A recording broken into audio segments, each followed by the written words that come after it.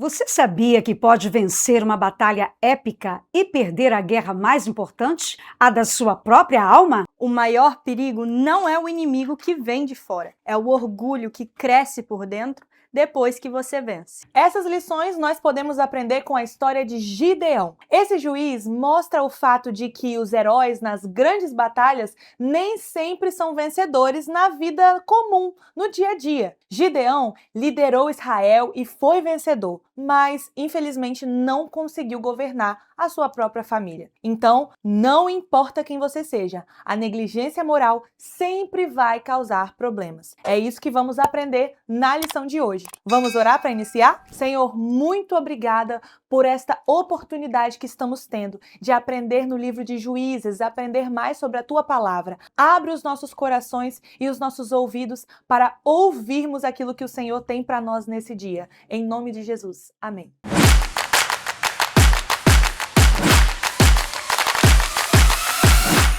A paz do Senhor, jovens! A nossa leitura de hoje se encontra em Juízes 8, do 22 ao 24, e Juízes 9, do 1 ao 6. Vamos lá? Juízes 8, 22. Então os homens de Israel disseram a Gideão: domina sobre nós tanto tu como teu filho e o filho de teu filho, porquanto nos livraste da mão dos midianitas. Porém, Gideão lhe disse: sobre vós eu não dominarei, nem tampouco meu filho sobre vós dominará.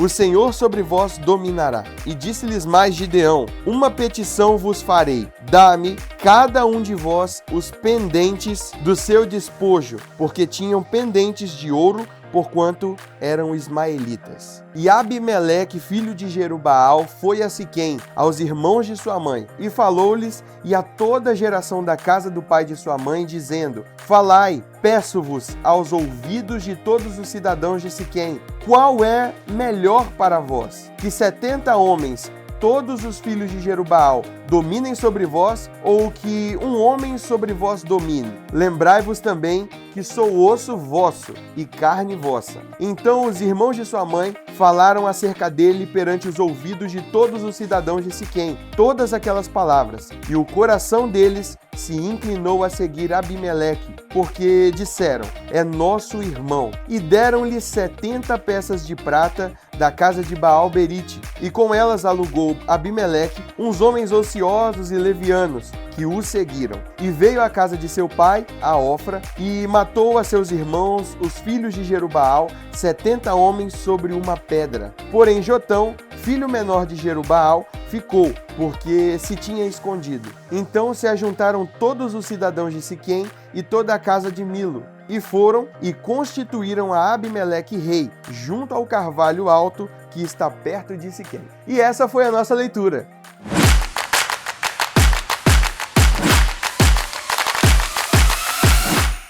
O fato de ter ganho uma batalha não significa que você automaticamente já venceu a próxima. Precisamos estar sempre vigilantes. Você já ouviu uma frase que diz: os maiores ataques de Satanás acontecem após uma grande vitória? Vamos ver isso hoje na lição O Fim da Liderança de Gideão e o Governo de Abimeleque, que era um homem perverso. Ele buscou poder e glória pessoal usando de estratégias ardilosas. Vamos ver sobre os perigos que cercam o exercício de liderança, a forma como a humanidade pode levar decisões egoístas e também o mau exemplo de um rei que assumiu o poder de forma traiçoeira e ambiciosa, buscando apenas seus próprios interesses. Essa história, apesar de ter acontecido há muitos anos atrás, em um contexto de reis e juízes, também serve de alerta para nós nos dias de hoje, que não podemos vacilar, e sim manter uma postura vigilante em tudo quanto fizermos. Jovens, vocês devem se lembrar da história que aprendemos na aula anterior sobre Gideão, onde num feito incrível, miraculoso, ele com mais 300 homens derrotaram um exército enorme. E se você começar a pensar a lógica humana, esperaria que Gideão fosse recebido como um homem de Deus e que Israel vivesse com uma profunda unidade, porque afinal de contas, Deus acabou de livrar seu povo do seu inimigo de maneira extraordinária. Gideão, que era um homem que não tinha nada de bom, ele veio da tribo mais pobre de Israel, uma pessoa que ninguém esperava nada, um homem improvável, onde Deus pega esse homem, torna ele um juiz, pega mais 300 homens de Israel que também eram improváveis e faz um dos maiores feitos militares da história da Bíblia. Então comece a pensar, tudo isso deveria apontar para a glória de Deus e causar no povo de Israel um senso profundo de unidade, de dependência em Deus. Mas a realidade foi muito diferente disso. Após o triunfo inicial na batalha e o início da perseguição aos reis midianitas Zeba e Salmun, emergiram tensões internas que levaram a profundas fragilidades no tecido social e espiritual do povo de Deus. Um triunfo militar, esse grande milagre, não trouxe unidade, nem glórias a Deus, pelo contrário, expôs ressentimentos latentes, disputas por prestígio e ausência completa de unidade no povo de Deus. Gideão, ele teve de enfrentar a princípio a hostilidade da tribo de Efraim, que sentiu-se rejeitada e desprestigiada por não ter sido chamada para a batalha. Ou seja, Deus venceu a batalha, mas eles queriam uma porção da glória que pertencia a Deus. A reação de Efraim nos mostra como a idolatria, essa necessidade de reconhecimento que as pessoas buscam por honra, pode facilmente obscurecer a gratidão pela libertação que Deus acabou de conceder a eles. Em seguida, Gideão esbarra na covardia dos homens de Sucote e Penuel, que, dominados pelo medo e pela incredulidade, recusaram apoio e provisões a seus próprios irmãos de exército. É aqui que o nosso texto vai para a parte mais sombria, que após capturar os reis inimigos, Gideão volta e cumpre sua promessa de retaliação. Ele pune severamente os líderes de Sucote, matando 77 homens. Lembre-se desse número. E derruba a torre de Penuel, em um ato puro de vingança. Gideão estava muito mais interessado em uma vingança pessoal contra o seu próprio povo e na defesa do seu próprio ego do que na causa do Senhor. Ele faz a transição de um juiz humilde, que vocês vão lembrar, e dependente, para um líder duro, retaliatório e que queria glórias para si mesmo. Jovens, a grande lição espiritual desse ponto é: uma vitória externa e aparente pode mascarar terríveis derrotas internas. Quando o medo, o orgulho ferido e o desejo de vingança passam a orientar as nossas atitudes, nós perdemos a essência do Evangelho. Quantas vezes Deus nos dá uma vitória em alguma área da nossa vida, algum milagre na escola, no trabalho, ou até em algum ministério da igreja, e nós usamos isso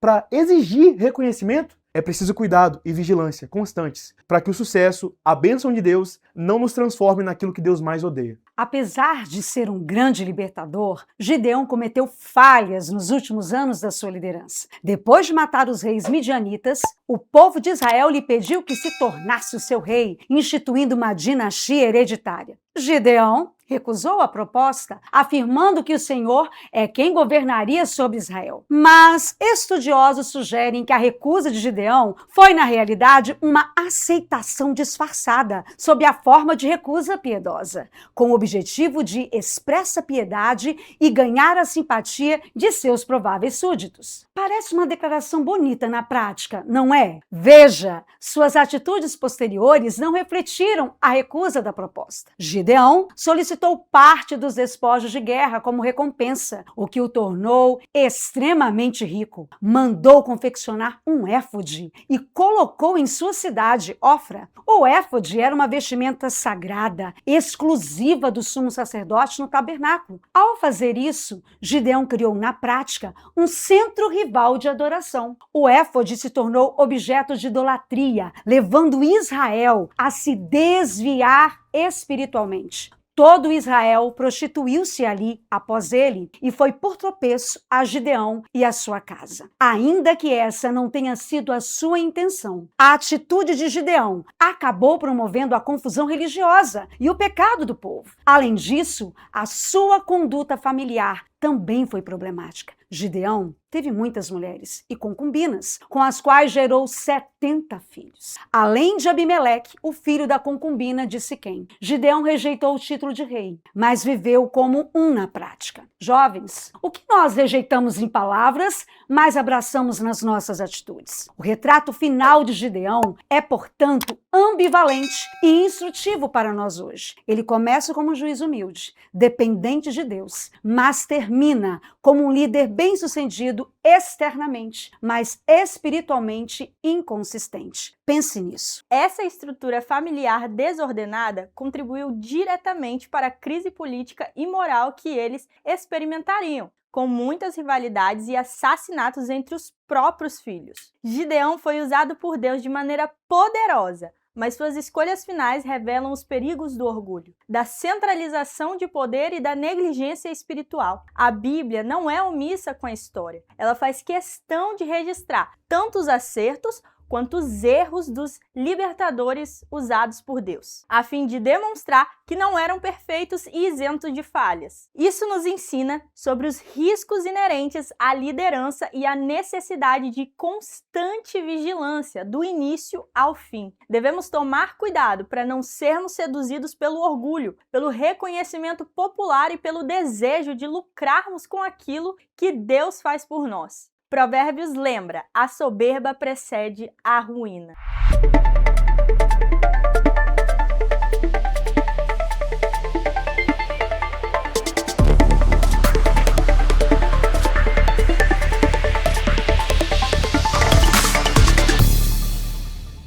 A transição entre ser um servo humilde e tornar-se um líder dominado pelo orgulho é muito mais sutil do que imaginamos. A história bíblica sobre o encerramento do período de Gideão e o turbulento governo de seu filho Abimeleque funciona como um alerta profundo sobre o caráter, a lei da semeadura e os perigos espirituais que cercam o sucesso mal administrado. Para compreender os bastidores dessa transição histórica e trazer dados inéditos para a aula, confira essas 4 curiosidades. Primeiro, a fortuna absurda de ouro de Gideão. Gideão solicitou que cada soldado lhe entregasse um pendente de ouro dos despojos da vitória contra os midianitas. O texto bíblico registra que o peso dos pendentes de ouro que ele recolheu foi de 1.700 ciclos de ouro. Em termos modernos, isso equivale a aproximadamente 20 quilos de ouro maciço. Gideão transformou esse tesouro em um éfode na sua cidade. Embora ele tenha recusado o título formal de monarca, essa quantidade extravagante de ouro prova que ele decidiu viver com a opulência, o luxo e a ostentação econômica de um verdadeiro rei absolutista, gerando um tropeço espiritual para a sua família. Sabe, jovem, muitas vezes aquilo que rejeitamos em palavra acaba sendo abraçado por meio das nossas atitudes práticas. O acúmulo de riquezas e o orgulho após as vitórias podem desviar o nosso foco da dependência de Deus. Segunda curiosidade, a arqueologia do templo de Baal-Berite. Abimeleque financiou seu exército de mercenários, recebendo 70 peças de prata do templo de Baal-Berite em Siquém. Escavações arqueológicas reais na cidade antiga de Siquém descobriram as ruínas exatas do templo de Baal-Berite. Ele era um templo-fortaleza colossal, com paredes de pedras de quase 5 metros de espessura. Na antiguidade, esses templos pagãos funcionavam como os bancos centrais e caixas fortes das cidades, onde os reis guardavam tesouros e faziam alianças políticas. Ao retirar o dinheiro dali, Abimeleque aliou seu projeto político diretamente ao sistema financeiro da idolatria corrupta para derramar o sangue dos seus irmãos. E a lição que isso nos traz é que o mal se sustenta pelo mal, e a busca por poder baseada em alianças escusas e recursos injustos sempre resultará em destruição e ruína espiritual. Terceira curiosidade, a ciência da natureza por trás do espinheiro. Na parábola de Jotão, as árvores frutíferas recusam o poder e o espinheiro aceita governar sobre a condição de queimar os cedros do Líbano. O espinheiro citado na parábola era a pior praga agrícola do Oriente Médio. Ele não produz frutos comestíveis, não tem folhas largas para dar sombra e possui raízes que roubam os nutrientes do solo. No verão seco de Israel, os galhos secos desse espinheiro acumulavam tanta eletricidade estática que costumavam entrar em combustão sozinhos, gerando incêndios devastadores que queimavam plantações inteiras e florestas vizinhas. Jotão usou essa planta porque ela representava perfeitamente um líder estéril, que ao menor sinal de crise espalharia um incêndio de destruição ao seu redor. pois quem busca posição por pura ambição pessoal e vaidade não tem frutos para edificar a comunidade. O verdadeiro líder cristão foca em servir e nutrir os outros, e não em queimar reputações para se manter no topo.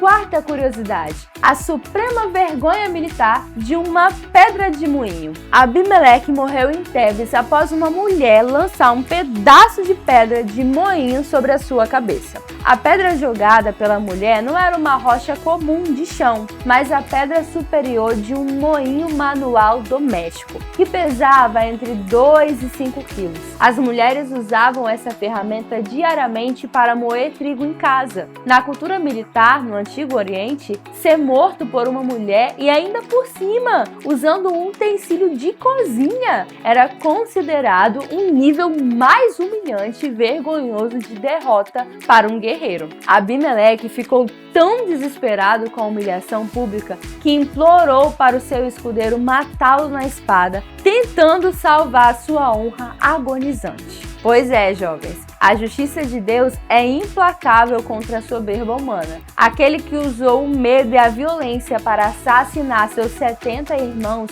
sobre uma única pedra pesada, acabou tendo seu próprio crânio esmagado por uma pedra doméstica nas mãos de uma civil anônima. A história do livro de Juízes nos garante que o pecado sempre cobra a sua conta e que o Senhor governa soberanamente sobre a história. A liderança legítima e o sucesso duradouro não nascem da competição, da esperteza, da eliminação dos outros, mas sim do temor a Deus, da obediência no secreto. O que as suas atitudes atuais dizem sobre as intenções do seu coração? Reflita, você tem se dedicado a gerar frutos de adoração ou se comporta como um espinheiro que compete por visibilidade e reconhecimento?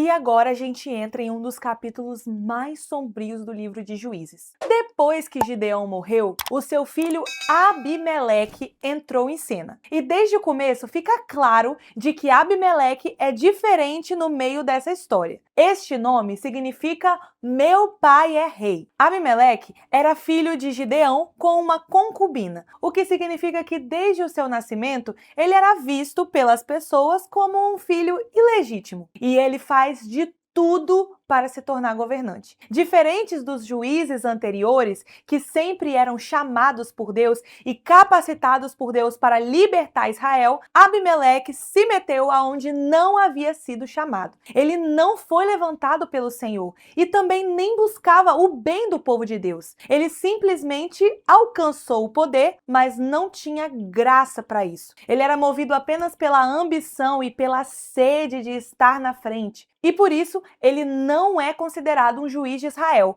mas um exemplo negativo, com uma liderança egoísta e usurpadora. Isso mostra que aqueles que são chamados são também reconhecidos como liderança. Abimeleque se colocou no lugar de líder, mas ele nunca havia sido verdadeiramente chamado por Deus. O roteiro traçado por Abimeleque para chegar ao poder tem 3 passos. E vale a pena analisar cada um, porque a gente ainda vê isso acontecer nos dias de hoje. Observe a estratégia de tomada de poder do falso líder. Primeiro, ele teve um discurso conveniente. Abimeleque convence os familiares de sua mãe de que seria melhor ter uma liderança centralizada nele do que vários líderes diferentes, conforme nós lemos em Juízes 9, versículos 1 e 2. Com suas palavras enganosas e manipuladoras, conquista muitos seguidores que promovem sua propaganda entre o povo. Segundo ponto, apoio financeiro da falsa religião. Em seguida,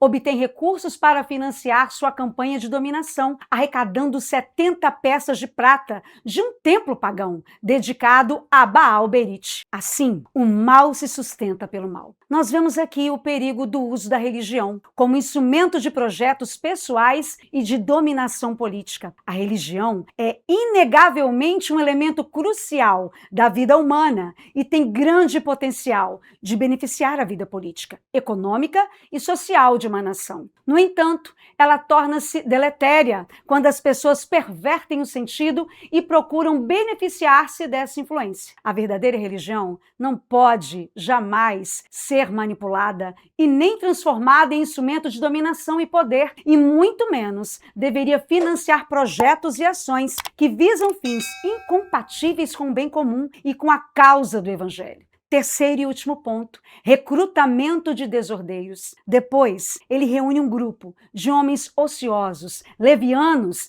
para cumprir as suas ordens. Pessoas sem escrúpulos, interessadas em lucrar com a situação. Esse é o retrato não de um líder legítimo, mas de um dominador populista. Esse que chega ao poder por meio de estratégias humanas, jamais por meio de estratégias divinas. Essa é a realidade do líder, sem o chamado divino. Ele reúne um discurso, reúne dinheiro, falsa espiritualidade e seguidores levianos para atingir os seus objetivos. Jovens, quando nós avaliamos um líder, quer seja na escola, no trabalho, nas redes sociais ou até mesmo na igreja, quais critérios vocês usam? Deus não valoriza a popularidade. Deus não valoriza o carisma. Deus não valoriza a formação acadêmica. Deus valoriza o caráter. Deus valoriza as nossas boas atitudes e as nossas intenções para a formação de um verdadeiro homem segundo o coração de Deus. O primeiro ato de Abimeleque, logo após consolidar sua pretensão ao poder, é profundamente revelador da natureza do seu próprio coração e dos seus propósitos nefastos. Movido por uma ambição cega, ele assassina os seus 70 meio-irmãos sobre uma única pedra, sendo que apenas Jotão, o mais novo, consegue escapar. A motivação de Abimeleque era fria e calculada. Ele precisava eliminar sumariamente qualquer possível concorrente para garantir para si uma liderança absoluta, erguida sobre os alicerces do medo e do sangue. Nesse episódio, a Bíblia expõe a face mais sombria e perversa de quem busca o poder exclusivamente por ambição pessoal. Para líderes que operam na carne, o outro nunca é visto como um cooperador ou um irmão em Cristo. O outro é sempre lido como uma ameaça em potencial, um concorrente a ocupar o seu espaço. A lógica que impera no mundo é da exclusão e da eliminação, e nunca do serviço e da comunhão. O poder de se tornar o seu próprio Deus torna a vida alheia descartável. Jovens, o texto bíblico não é apenas um registro histórico, ele é um espelho espiritual que atravessa os séculos e aponta para nós. Essa mesma mentalidade destrutiva pode, de forma sutil, se manifestar dentro da igreja. Quando somos dominados pela inveja, pela competição ou pelo desejo compulsivo de destaque, nós corremos o risco muito sério de matar nossos próprios irmãos espiritualmente. Nós fazemos isso através de fofocas, difamações, maledicência, manipulação e disputas infantis por visibilidade. Atitudes que corroem a comunhão e destroem o nosso testemunho. Que esse espírito maligno nunca encontre morada nos nossos corações. Porque a liderança verdadeira é moldada no caráter de Cristo. Ela celebra quando os outros crescem. Ela serve sem precisar eliminar ninguém. E não precisa assassinar a reputação ou a oportunidade do próximo para se firmar. Porque a glória nunca foi destinada aos homens, mas totalmente a Deus.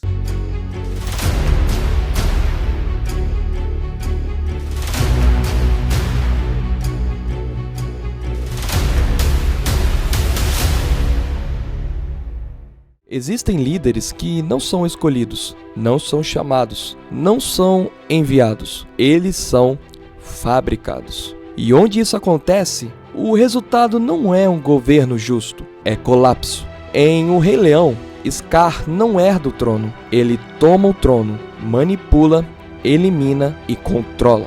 O resultado não é ordem, é um reino em decadência. Poder sem legitimidade sempre cobra um preço. Agora, muito além do que em uma animação infantil, esse padrão aparece em uma história real. Em Juízes 9, Abimeleque não é escolhido por Deus. Ele se impõe, ele negocia poder, ele manipula o povo, ele mata os irmãos. 70 irmãos, um único sobrevivente. O método revela o caráter. Todo poder roubado carrega o próprio prazo de validade. Abimeleque morre preocupado com a própria reputação. Scar morre devorado pelo sistema que criou. Nenhum constrói, ambos exploram.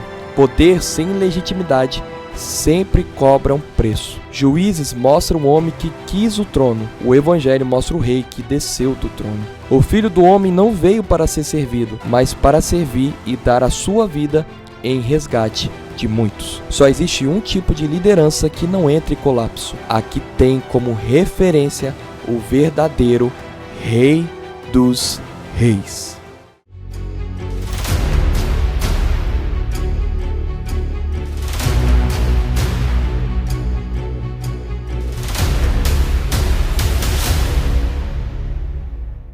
Após remover seus possíveis concorrentes, os cidadãos de Siquém e Bet-Milo proclamam Abimeleque como rei, porém não de todo Israel, pois a monarquia ainda não havia sido instituída. Essa ação mostrava o desejo do povo, fora da orientação divina de ter um rei. Nessa ocasião, Jotão, o único que sobreviveu ao massacre, sob o Monte Gerizim, grita uma parábola que denuncia o coração de Abimeleque. É a primeira parábola de toda a Bíblia. E nessa parábola, todas as árvores pedem a oliveira, a figueira e a videira para que reinem, mas todas recusam, pois preferem continuar produzindo seus frutos e cumprir sua função. Por fim, oferecem a realeza ao espinheiro, que aceita, mas impõe que se não o aceitarem de bom grado, ele soltará fogo e destruirá até os cedros do Líbano. E qual é a ironia? O espinheiro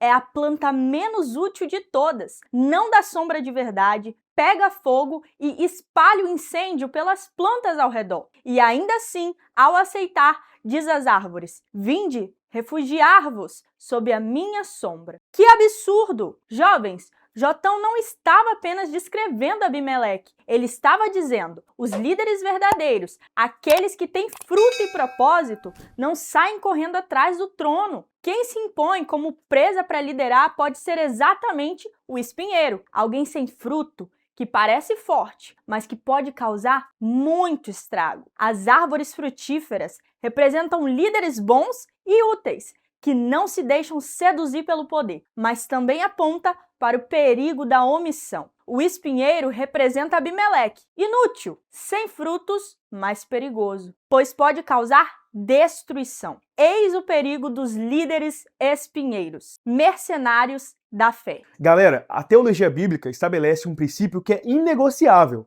que é a lei da semeadura. A palavra fala que assim como o inverno e o verão, assim como o dia e a noite, tudo que o homem plantar, ele também vai semear. Gálatas 6, no seu versículo 7, fala o seguinte: tudo que o homem semear, isso também ele ceifará. A justiça de Deus pode parecer tardia, mas ela não falha. O mesmo Abimeleque que alcançou o trono por meios cruéis e completamente traiçoeiros, acabou recebendo juízo exatamente na mesma moeda. O texto nos relata que, após 3 anos de governo, o Senhor enviou um mau espírito entre Abimeleque e os líderes da cidade de Siquém, gerando uma onda incontrolável de desunião e hostilidade. Essa intervenção nos ensina que Deus governa soberanamente a história e conduz os acontecimentos para cumprir o seu juízo contra os governantes tiranos. Deus, em sua providência invisível, faz com que o pecado destrua a si mesmo. Aqueles mesmos homens que financiaram a ascensão manchada de sangue de Abimeleque, agora tramavam ativamente a sua ruína.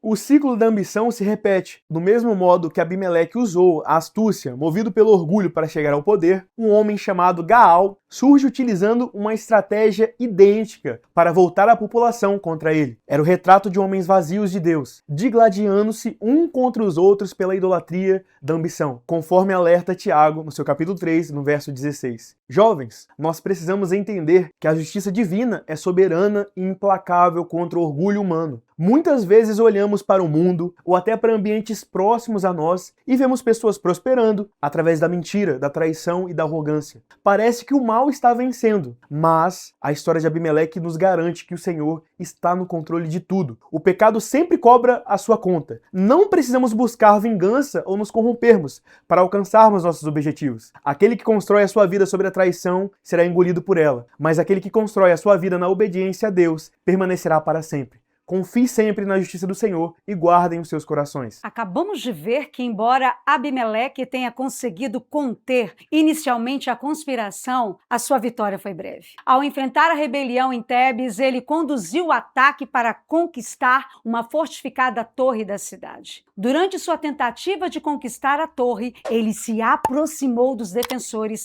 que estavam no alto da fortificação e uma mulher lançou sobre a sua cabeça uma pedra de moinho. fraturando-lhe o crânio. Gravemente ferido, o falso rei pediu ao seu ajudante de armas que o matasse, para que não fosse lembrado como alguém morto pelas mãos de uma mulher. Com sua morte, os seus seguidores dispersaram-se e voltaram para suas casas. Assim, Deus fez recair sobre Abimeleque o mal que ele havia praticado contra Gideão, ao matar os seus 70 filhos. E também fez voltar sobre os homens de Siquém toda a maldade que havia cometido. Dessa forma, cumpriu-se plenamente a parábola profética de Jotão, conforme Juízes 9, versículos 56 e 57. Deus conduz o seu povo e a sua obra. A sua justiça é implacável contra aqueles que buscam poder para o próprio benefício. Jovens, embora Deus use pessoas comuns para grandes feitos, ele também expõe e julga aqueles que distorcem o chamado divino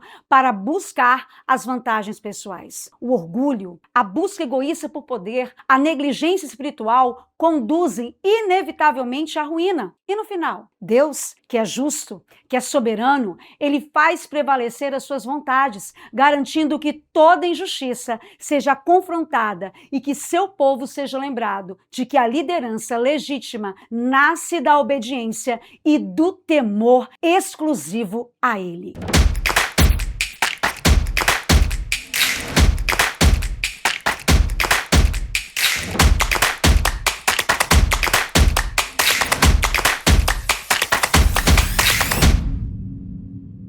Olá, jovens! A pergunta trata do momento em que ninguém acha que corre perigo. Como vigiar para que o destaque na escola, no trabalho ou no ministério não me transforme num arrogante que cobra reconhecimento?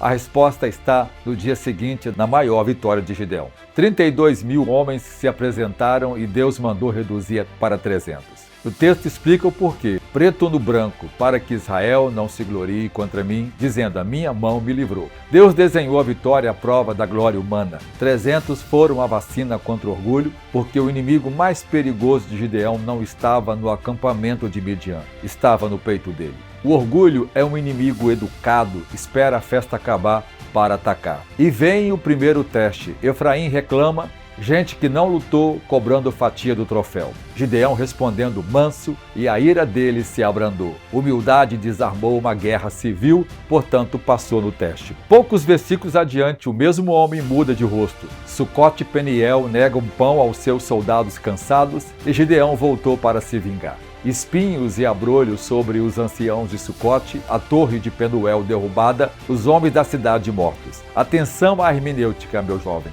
A Escritura narra essa vingança. Ela não a aprova. Narrativa não é norma. A norma, Paulo repete, minha é a vingança e eu recompensarei, diz o Senhor. Vingar-se é assaltar o trono. E vem a cena que engana muita gente. O povo oferece a coroa, Gideão responde bonito, o Senhor sobre vós dominará. Palavras bonitas, mas as mãos em seguida pede o ouro do despojo e fabrica um éfode. O texto sentencia, veio a ser por laço a Gideão e a sua casa. No hebraico, Mosqueche, armadilha de caçador. O homem que derrubou o altar de Baal de noite fabricou o ídolo de Israel de dia. E repare no disfarce. O éfode era a peça de sacerdote. Gideão embrulhou a vaidade em papel de culto. O orgulho mais perigoso não usa coroa, usa colete de ministério. Baal nunca derrubou Jerubaal, que era Gideão, mas o troféu o derrubou. Moisés diagnosticou a doença antes de Israel entrar na terra.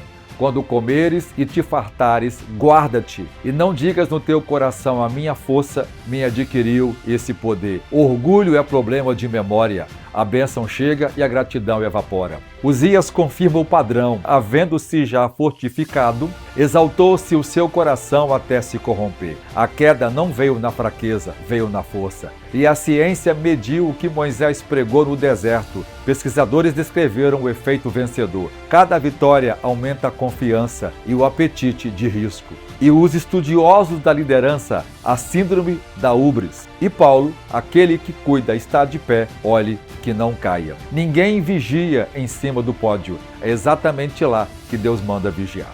Agora o contraste. Depois da multiplicação de pães, a multidão quis coroá-lo à força. Sabendo Jesus que haviam de vir arrebatá-lo para o fazerem rei, tornou a retirar-se ele só para o monte. Gideão disse não com os lábios e fabricou um éfode de ouro. Jesus disse não com os pés, sendo em forma de Deus, esvaziou-se. No grego, ekenosen. Gideão encheu-se de ouro. Cristo esvaziou-se de glória. E a única coroa que aceitou usar foi a de espinho. O seu reino não cobrou reconhecimento e pagou a sua conta. E aqui 3 vigilância. Primeira, vigia a memória. Nomeia diante de Deus quem te ajudou a chegar onde chegaste. Talento tem genealogia, e genealogia do talento termina no trono. Segunda, vigia o microfone. Quando o elogio vier, repassa crédito em voz alta e ora o Salmo 115. Não a nós, Senhor, mas ao teu nome da glória. Terceira, vigia o dia seguinte. Depois de toda a vitória, um encontro a sós com Deus antes de postar qualquer coisa. E dá a alguém de confiança licença para te dizer, desce daí. Davi tinha Natã. Quem não tem profeta por perto, termina ouvindo só aplauso. O éfode começou como troféu e terminou como armadilha. A vitória é de Deus, o dia seguinte é a tua prova. Desce do pódio de joelhos, fica na paz e até o próximo Fala Pastor.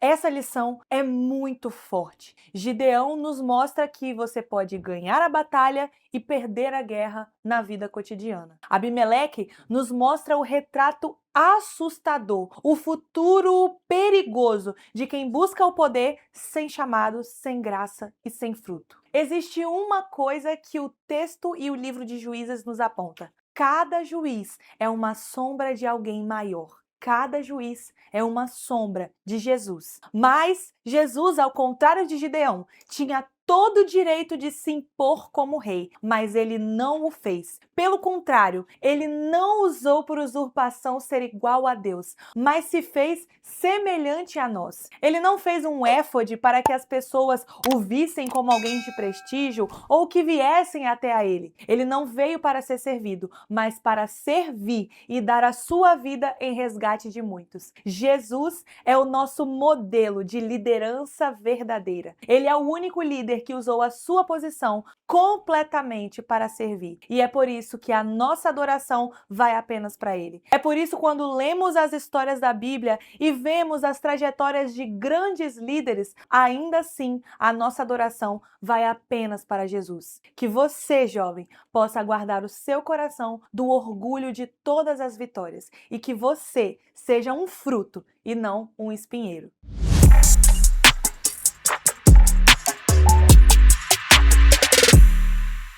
A palavra de Deus diz em 2 Coríntios 9:7 que cada um contribua segundo propôs no seu coração, não com tristeza ou necessidade, porque Deus ama ao que dá com alegria. Por isso que nós estamos te convidando para ofertar. E todos os meios para você ofertar está aparecendo agora aqui na tela. Aproveite esse momento abençoador e venha ofertar.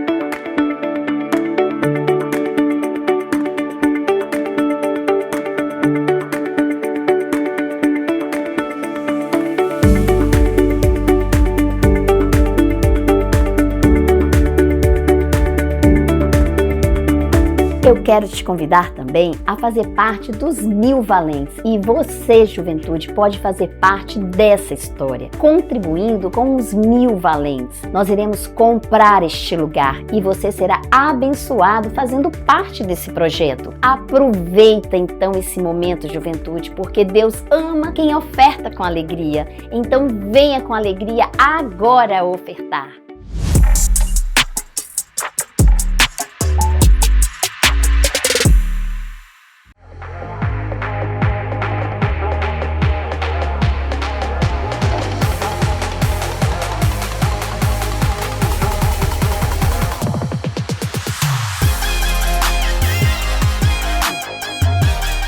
Então, jovens, chegamos ao momento de mais um quiz para saber se vocês realmente aprenderam tudo nessa aula. Então, sem mais delongas, vamos para a nossa primeira pergunta. O que tornou contraditória a fase final da liderança de Gideão? Letra A. Ele deixou de participar das batalhas de Israel. Letra B. Ele perdeu o apoio das tribos mais importantes. Letra C. Ele recusou ser rei, mas passou a agir como um. Letra D. Ele entregou sua liderança aos próprios filhos. Então, tempo na tela.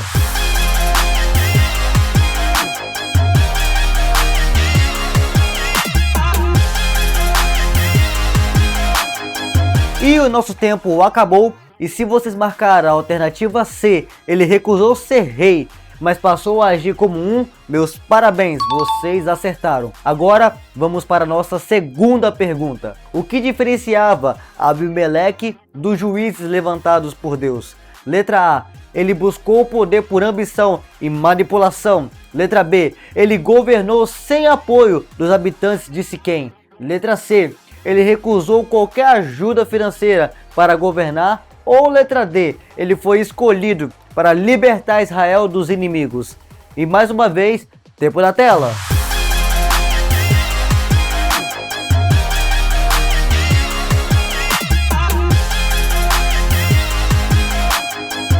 E o nosso tempo acabou. E se vocês marcaram a alternativa A, ele buscou o poder por ambição e manipulação, meus parabéns, vocês acertaram. Terceira pergunta. Qual verdade é transmitida pelo espinheiro na parábola de Jotão?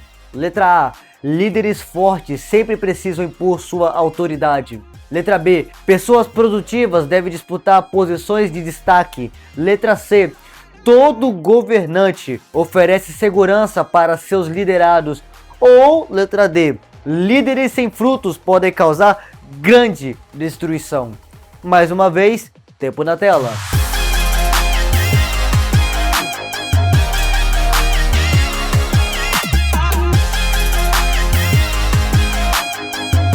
E o nosso tempo acabou. E se vocês marcaram a alternativa D, líderes sem frutos podem causar grandes destruição, meus parabéns, vocês acertaram. Agora vamos para a nossa quarta pergunta. O que a queda de Abimeleque revela sobre a justiça de Deus? Letra A. O poder humano consegue impedir as consequências do pecado. Letra B. A maldade praticada pode voltar contra quem a promove. Letra C. A popularidade protege o líder de suas próprias escolhas. Ou letra D. O sucesso confirma que os métodos utilizados foram corretos. Mais uma vez, tempo na tela.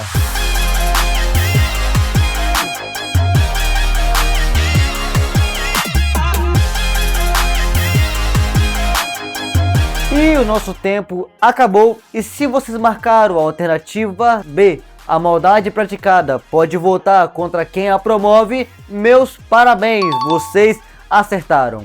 Agora vamos para a nossa quinta e última pergunta. Qual atitude protege o jovem dos erros de Gideão e Abimeleque? Letra A. Buscar posições para aumentar sua influência pessoal. Letra B. Evitar qualquer responsabilidade que envolva liderança. Letra C. Vigiar o coração e servir com humildade diante de Deus. Ou letra D.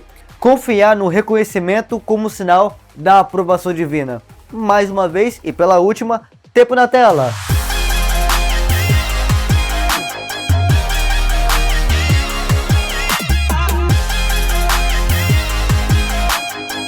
E o nosso tempo se esgotou pela última vez. E se vocês marcaram a alternativa D, confiar no reconhecimento como sinal da aprovação divina, eu sinto lhe informar, mas você errou, porque a alternativa correta é a letra C, vigiar o coração e servir com humildade diante de Deus. E esse foi mais um quiz, jovens. Espero que vocês tenham acertado todas as perguntas, até porque vocês são alunos nota 10.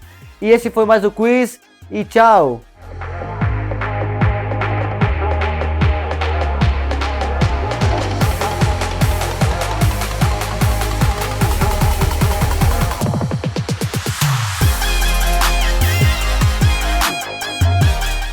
Glória a Deus pela sua vida, jovem, que acompanhou até aqui. Eu espero que você tenha ofertado com alegria e também acertado as 5 perguntas do nosso quiz. E não se esqueça de curtir essa aula, fazer um comentário, compartilhar, se inscrever no canal e ativar o sininho de notificações para ficar por dentro de todos os nossos conteúdos. Vamos orar para finalizar? Senhor, obrigada porque o Senhor nos permitiu chegar ao final dessa lição. Que cada ensinamento, Deus, fique guardado dentro dos nossos corações. Que o Senhor não permita que tenhamos corações orgulhosos e soberbos como da história que vimos nesse dia. Guarda as nossas mentes e os nossos corações. Em nome de Jesus. Amém. Tchau, jovens!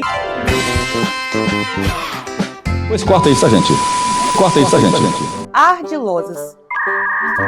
Eu ia ler ali. Reflita com seus alunos sobre os perigos que cercam a liderança motivada por anos. Ai, ninguém tira. Tá bom? Isso, João. Você nunca gravou aula, não? Eu não vi, não. Eu vou só repetir o que tá aí, gente. Eu não tô não estou em condições de pensar em nada. Conforme nós lemos. Conforme nós lemos. Gente. Nossa senhora, foi pela primeira vez. A teologia bíblica estabelece um princípio. Calma aí. Nossa, minha voz tá falhando já. Ativar o sininho de comunicação. Ativar o sininho de. Ativar notificações. Ativar o sininho de notificações. Eu falei o quê? Aí? Pode? Muito engraçado. Pode? Pode. 2, 3 e... Tchau, jovens! Pois corta isso, gente. Corta isso, gente.